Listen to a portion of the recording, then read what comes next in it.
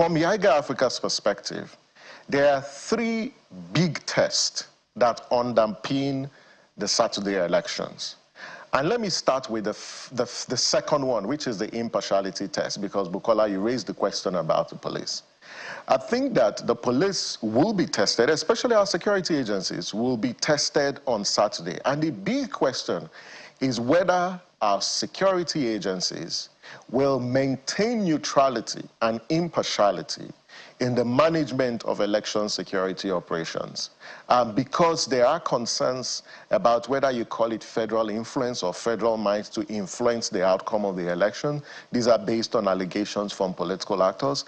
There are also concerns that there is no level playing field because the security agencies have gone and arrested, political actors. These are concerns and what the police needs to do, and I'm excited to hear that the IG has repeatedly said that they will be impartial, they will be professional. We're going to hold him to his words and expect that on Saturday, that there will, or prior to Saturday, there won't be, sort of arbitrary arrest and detention of political actors from any divide. That on Saturday, there will not be protection for thugs, of any political party who will be deployed to the polling stations to disrupt elections. These are big issues that we feel that it's important that we actually consider. Now, the police have said, that vigilantes and state security outfits are not part of the election security architecture. This is not new. This is the conventional practice in previous elections in other states. Vigilante groups, state-sponsored security outfits are not part of the election security architecture, also based on the provisions of the Electoral Act. So there's absolutely nothing new with this pronouncement. I think the police is just reminding us of the policy and the provisions of the law. So we expect them, to act professionally and impartially and to address the concerns political stakeholders have made, because they will be undergoing an impartiality test on Saturday. The second big test is the resilience test.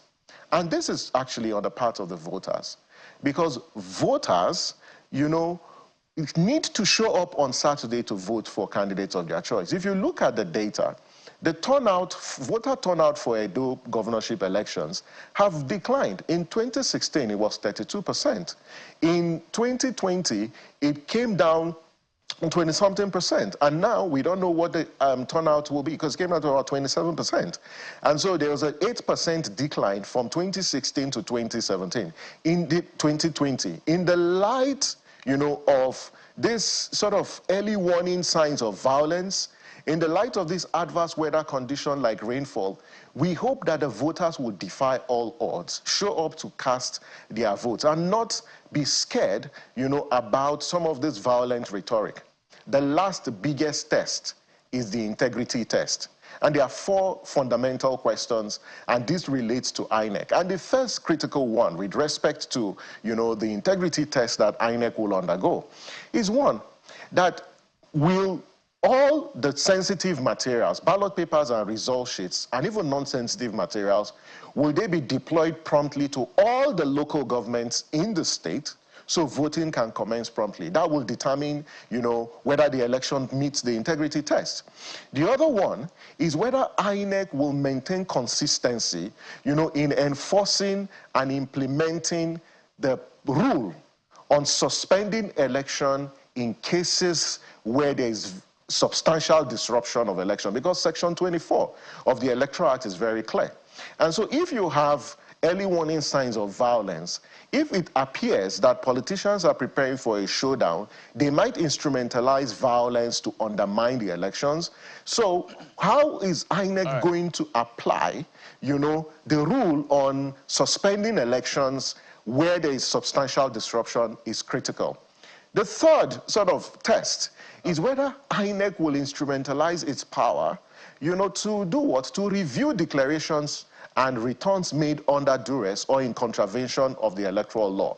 Because INEC has the power to review results. We expect that in the light of this election warning signs, that you will see situations where officials will be forced to announce results But INEC will need to do what? To enforce its own power by reviewing those declarations.